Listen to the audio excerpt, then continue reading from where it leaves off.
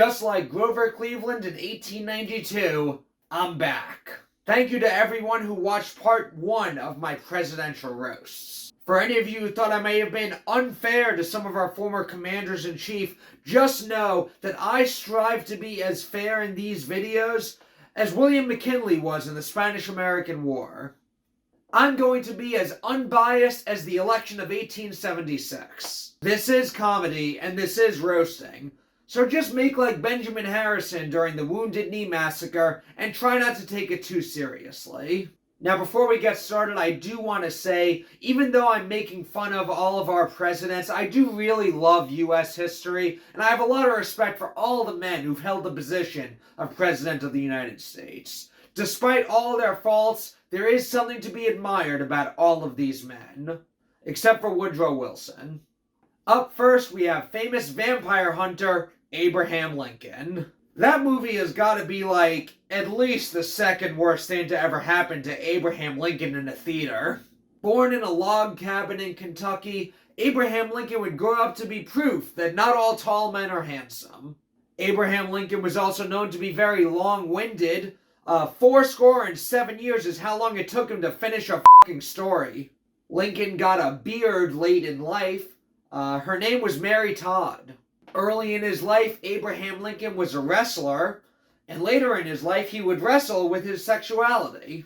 Yes, there have been some rumors that Abraham Lincoln was gay. I don't know if that's true, but the last thing he did in his life was go to the theater.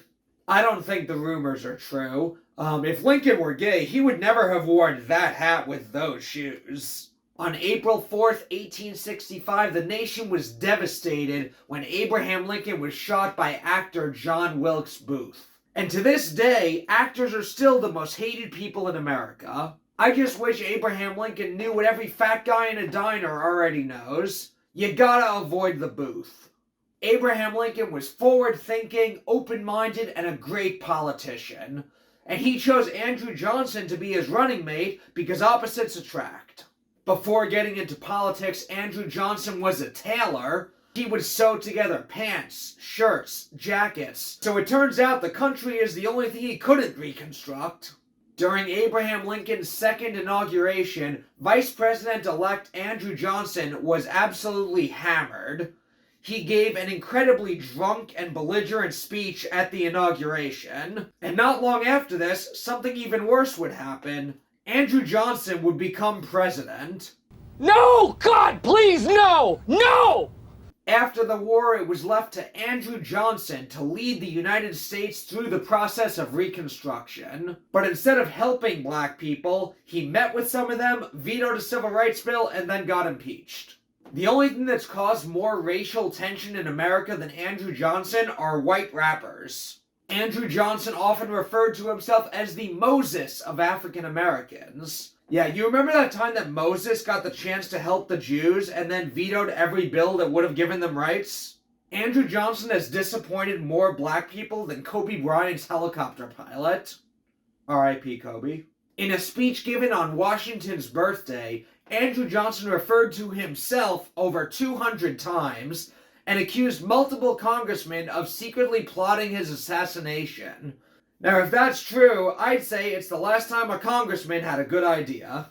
Up next, we have our first fully bearded president, Ulysses S. Grant. Sorry, Abe, chin straps don't count. Grant's beard covered up a lot of his face, and his administration covered up a lot of their crimes. Turns out one of the hardest people to defeat in war was one of the easiest people to manipulate in politics. Grant's wife Julia was cross-eyed, and even she could see all the corruption happening right under his nose. Ulysses S. Grant did a lot of things that weren't very good for his health. He drank scotch, smoked cigars, and maybe worst of all, trusted politicians. Ulysses S. Grant won the elections of 1868 and 1872 by defeating two candidates who both looked like diseased birds. In 1868, Grant defeated special needs chicken Horatio Seymour, and in 1872, he beat overweight owl Horace Greeley.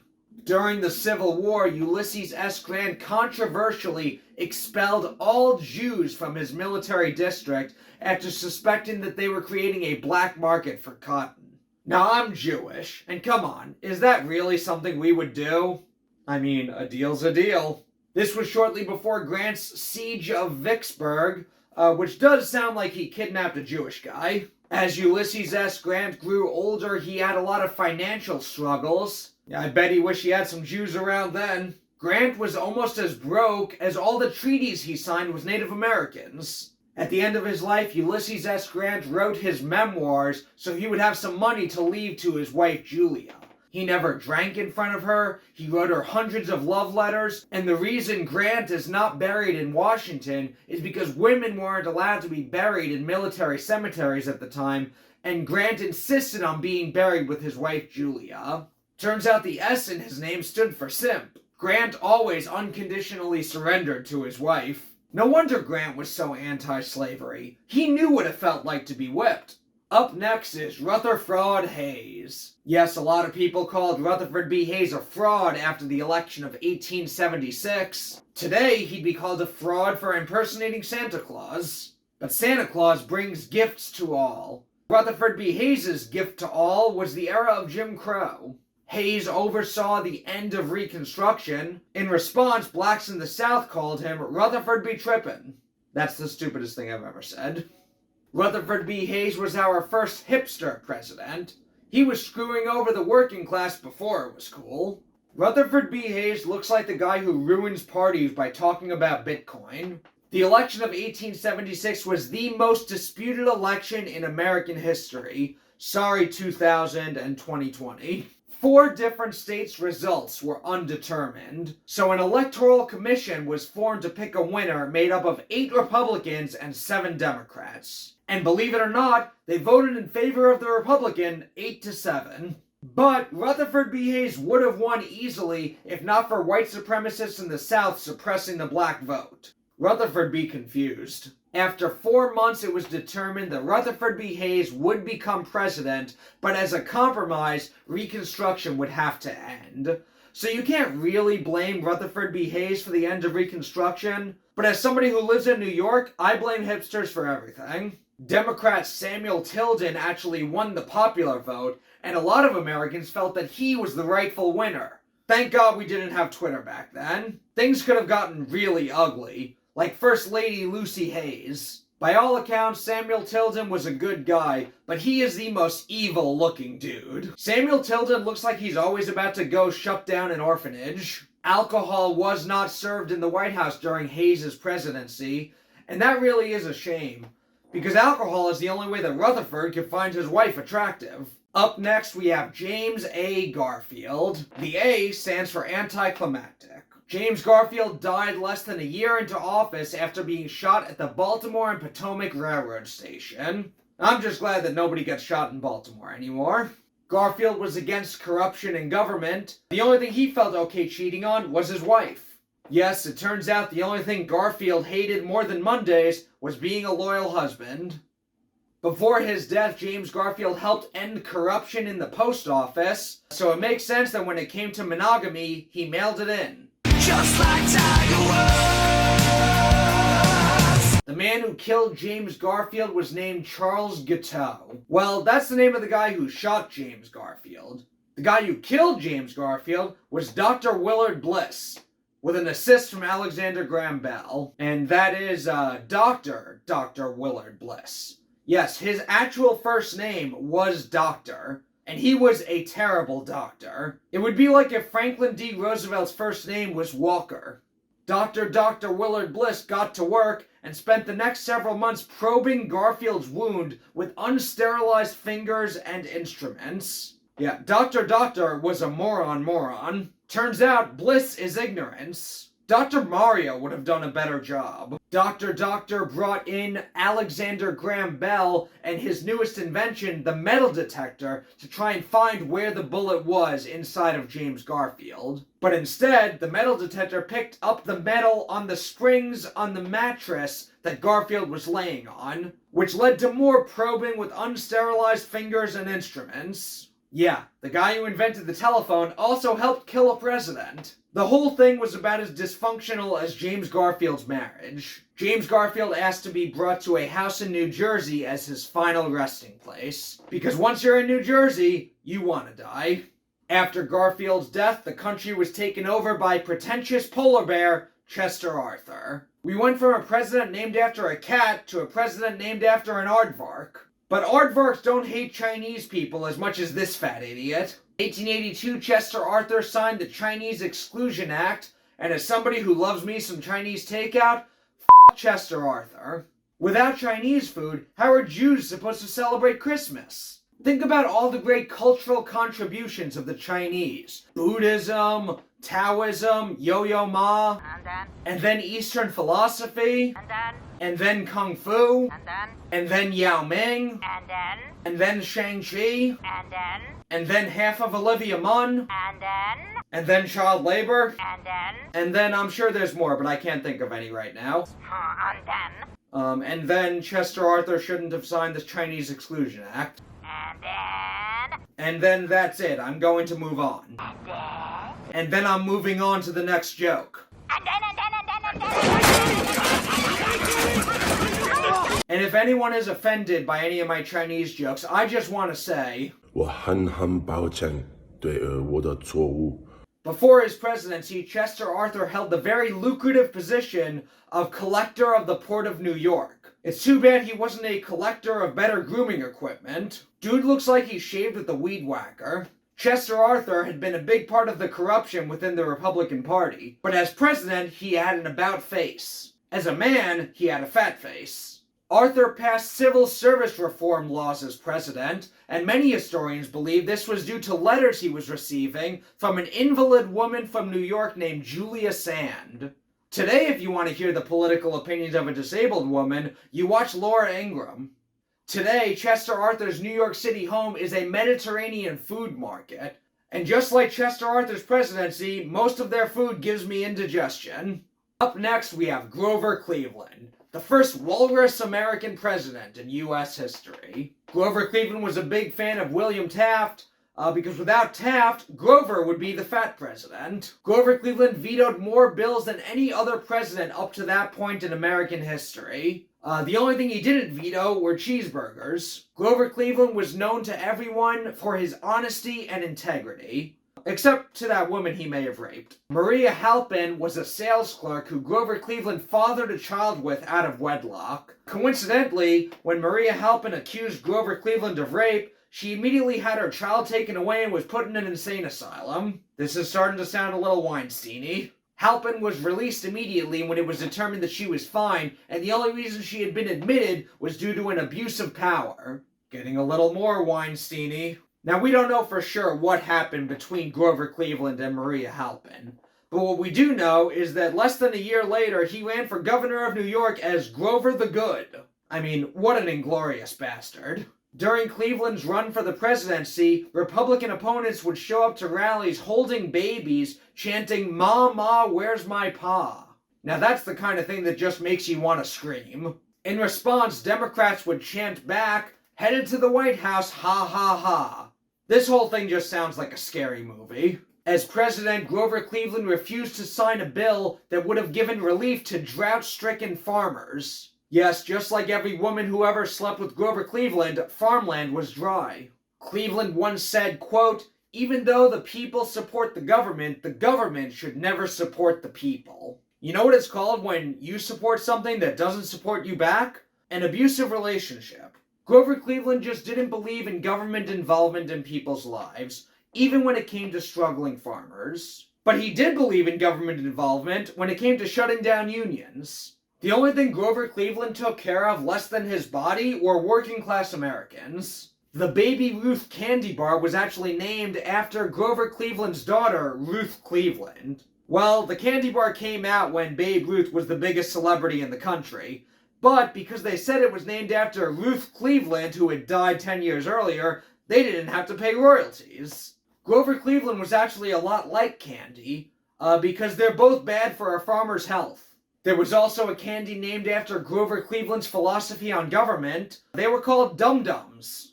Have a Snickers, Grover. You act like an ass when you're hungry. Before the end of Cleveland's first term, his wife told the White House staff to take good care of all the furniture because they would be back in 4 years. And Grover Cleveland would be back, just in time for an economic depression. In between Grover Cleveland's 2 terms as president, we have Papa Smurf, Benjamin Harrison. Not a lot of people talk about the fact that Benjamin Harrison was only 5'6", but that's because not a lot of people talk about Benjamin Harrison. He was so short, in order to talk to him, I'd have to get down on a wounded knee. Yes, Benjamin Harrison was president at the time of the Wounded Knee Massacre. Now, a lot of historians say that you actually can't really blame Benjamin Harrison for what happened at Wounded Knee, but I have reservations. I'm sorry, I shouldn't say that. I might offend 0.0001% of Elizabeth Warren. Benjamin Harrison was the first president to have electricity in the White House, which is good, because it's not like his personality could ever light up a room.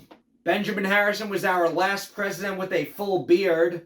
Yes, it's been 130 years since we've elected a president with a full beard. Charles Evan Hughes lost in 1916, and the closest we've had since that is Lord of the Rings character Vermin Supreme.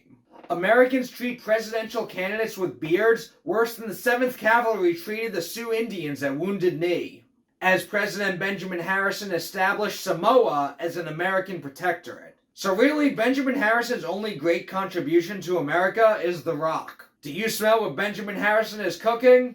It's economic despair. Grover Cleveland is back! That's actually an excerpt from one of Maria Halpin's nightmares. Cleveland did such a good job as a Democratic president that America chose not to elect another one for 16 years. And that only happened because of Theodore Roosevelt's big stick. In 1896, America chose to give William McKinley a shot.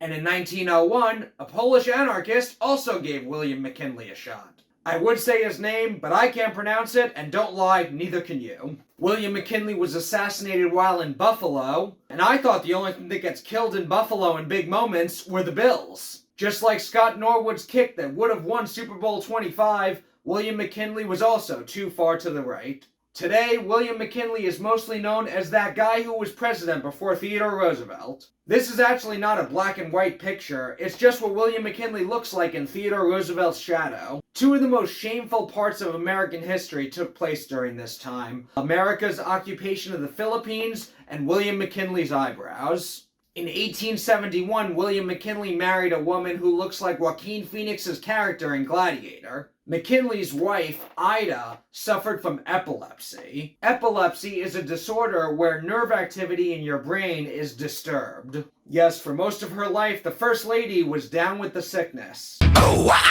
Disturbed is also a good way to describe William McKinley's foreign policy. William McKinley was one of our most religious presidents, and in response, God gave him 2 daughters who died during childhood, a sick wife, and an assassination.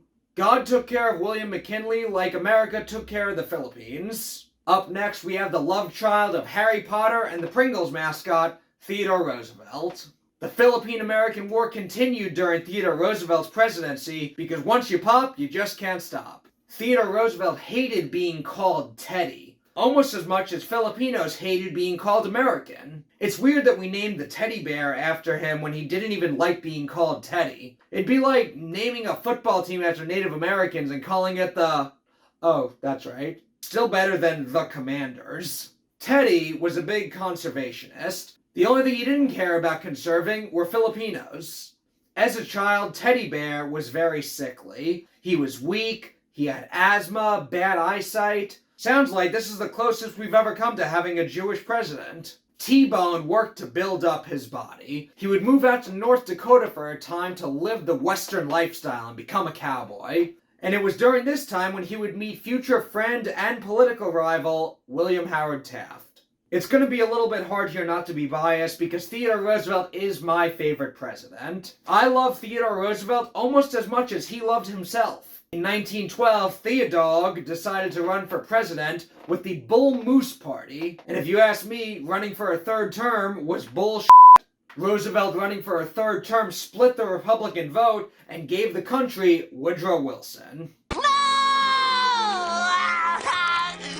As president, Teddy Baby expanded the American Navy. He sent the Great White Fleet on a world tour. Today, a Great White Fleet is what you call the audience at a Kenny Chesney concert. Kiss Me Teddy was the first modern president, which may sound like an insult to a lot of you. He was the first president to use the press to get his message out. And before social media, this was a good thing. Ugly Teddy was the first president to invite journalists into the White House. Today, most people don't even want journalists on their TV.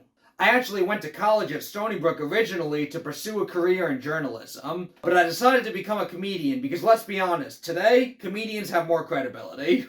Journalism is a lot like Woodrow Wilson. The more you learn about it, the more you'll hate it. But back to Ed, and Teddy, I don't think I've ever seen a man who looks like he has a chode more than Theodore Roosevelt. Rumor has it that women used to call Theodore Roosevelt's penis the square deal. Better Off Ted was the first president to ever dine with a black man in the White House when he invited Booker T. Washington over for dinner. Theodore Roosevelt looks like the guy who thinks he can say the N-word because he has a black friend. Teddy versus Jason was once shot on his way to give a speech, but the folded up speech in his pocket slowed down the bullet enough that he survived the shot. And instead of getting medical help, Theodore Roosevelt insisted on still giving the speech. I don't care what anyone says, toxic masculinity rules.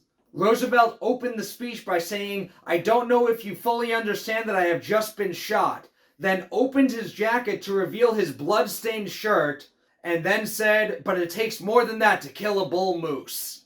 Okay, I won't call you Teddy anymore, but I will call you Daddy. Roosevelt then held up the speech to show where the bullet went through, and said, "The bullet is in me now. I cannot make a very long speech, but I will try my best." He then went on to speak for 90 minutes because at his core, even Theodore Roosevelt was a lying politician. Now it's time to address the elephant in the room, William Howard Taft. Or as I call him, the obese Monopoly Man. Before he was in the WWE, Saturday Night Live, and The Lion King, William Howard Taft was a close political confidant of Theodore Roosevelt. As Secretary of War, he declared war on his bathroom scale. In 1908, Free Willy became the president by defeating the Buffalo Bills of U.S. history, William Jennings Bryan. He could go all the way. William Jennings Bryan was known for his famous Cross of Gold speech, which is ironic for someone who always got silver in presidential elections. 1908 was Bryan's third time unsuccessfully running for president. The campaign slogan for Taft actually was, "Vote for Taft, you can vote for Bryan anytime." Beating William Jennings Bryan was like taking candy from a baby, which William Taft also looks like he did. Taft was president when the Titanic sunk. For those of you who don't know, one of the deadliest single-ship accidents in history occurred when the RMS Titanic crashed into one of William Taft's thighs. Here we see Taft sitting on what I assume is the strongest horse in history. After his presidency, William Howard Taft would go on to serve on the Supreme Court. When Taft was Chief Justice, they called it the Burrito Supreme Court. Now there is a famous story that William Taft was once stuck in a White House bathtub and aides needed to use butter to get him out. Sorry to myth bust here, but that never happened. They would never have been able to get butter that close to William Taft without him eating it. He's fat! Now I'm going to be a bit biased here because Woodrow Wilson is my least favorite president. But to be fair, I only developed this bias after learning about his beliefs, policy, and personality. During World War I, Woodrow Wilson made it illegal to speak out against the war. He didn't believe in freedom of black people or speech. Socialist presidential candidate Eugene Debs was actually put in jail because of this law. In 1920, he actually ran for president from jail, which is almost as hard as running for president in the Democratic Party. You guys may recognize Eugene Debs from Star Trek Next Generation. And by the way, this was before socialist was a dirty word in American politics. In 1920, the dirtiest word in American politics was Woodrow Wilson supporter. Europeans seemed to like Woodrow Wilson at the time, but they also liked driving on the wrong side of the road and calling miles kilometers. Sadly, Woodrow Wilson would suffer a stroke near the end of his presidency. It was sad because it wasn't at the beginning of his presidency. Woodrow Wilson played more golf than any other president in American history. My man really loved strokes. Now, most presidential polls still rank Woodrow Wilson as an above-average president, so I'm going to give you my 14 points why Woodrow Wilson was a terrible president. Point 1. The federal government had long since been desegregated, but 50 years after the Civil War, just like Justin Timberlake did with Sexy, Woodrow Wilson brought segregation back. Point 2 why Woodrow Wilson was a horrible president. Wilson was the president who started the idea of forcefully bringing American values into other countries around the world. Vietnam, Iraq, Afghanistan, that's all Wilsonian foreign policy, baby. Point number 3, his beady little eyes. Point number 4 why Woodrow Wilson was horrible. The first domestic spying agencies arose under Woodrow Wilson's presidency, in case you ever wanted somebody to thank for McCarthyism and the NSA. Point number 5, he put Captain Picard in jail. Point 6 why Woodrow Wilson was a horrible president. Wilson realized that American imperialism was not very popular with the American people anymore, so instead, he fought to make the world safe for democracy, which meant directly intervening in the governments of Mexico, Haiti, the Dominican Republic, Cuba, and